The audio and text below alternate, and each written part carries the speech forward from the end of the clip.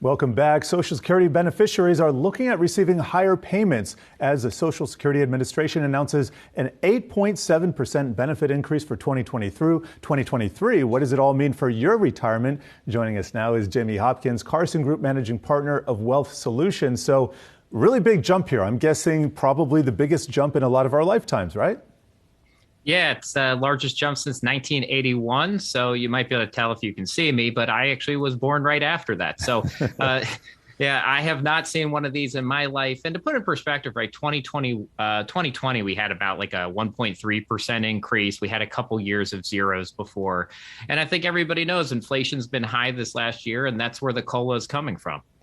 Well, let me ask you, because we've seen a lot of prices in the sub-indices jump by a lot more than 8 point whatever percent we're talking about here, especially when it comes to rent and food at times. Is this enough? And how are retirees who are living off of their benefits adjusting to this high inflation era?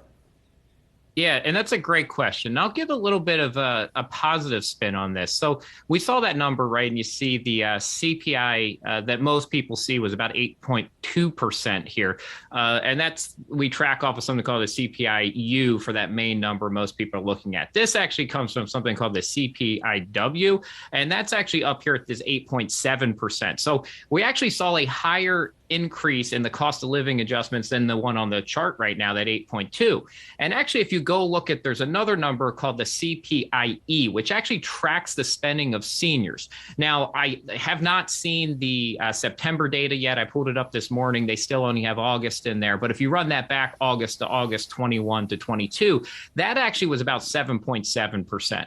And so that's actually tracking what our seniors are spending. So the good news there is right now, it looks like seniors are actually spending on items that are not seeing as high of inflation as the general population. So I'd say that's a good thing. Now, the hard part is seniors live on more of a fixed income stream, and those adjustments don't occur till next year. So they are trailing right now, right, the adjustment. And that's how Social Security always works. We adjust for the next year. So they're feeling it in their pockets today. And I have to imagine there might be some pent-up purchases here for somebody living on a fixed income. Maybe they're staple items, maybe they're things that they need, but also there could be some discretionary purchases. Given the length of time since we've seen anything happen like this before you were born, looking good, by the way, I would ask, do we have any idea where we could see some of this money end up in our current ecosystem, in terms of our current economy?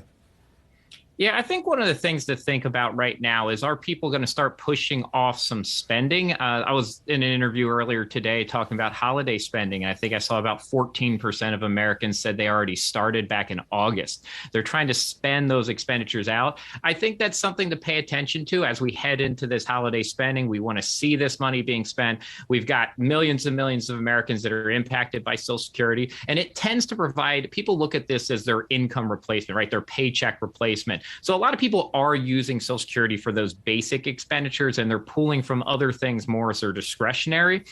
So, I don't know if this is going to have a direct impact right now. I think most people are still probably moving along, not adjusting their spending this year due to this COLA increase next year. But this is a serious thing. I mean, it is a good amount of money increase if you think about it. I think it's $130 something increase on average over the previous year. So more than $1,000 total next year that will be going out into our seniors' pockets. But as a flip side of that, this number also increases something called the taxable wage base. And so that went from, I got 147,000 to about 160,000. So that went up $13,000, which if you apply the 12.4% Social Security taxes to it, for workers, that's about $1,200 more in taxes that we'll pay next year for going into Social Security too. So we see an increase in benefits. We also see an increase on the flip side in the taxes we will pay if you're earning that much money back into Social Security. Well, we appreciate your insights into this issue, very near and dear to hearts of many in our audience. Jamie Hopkins, Carson Group Managing Partner of Wealth Solutions.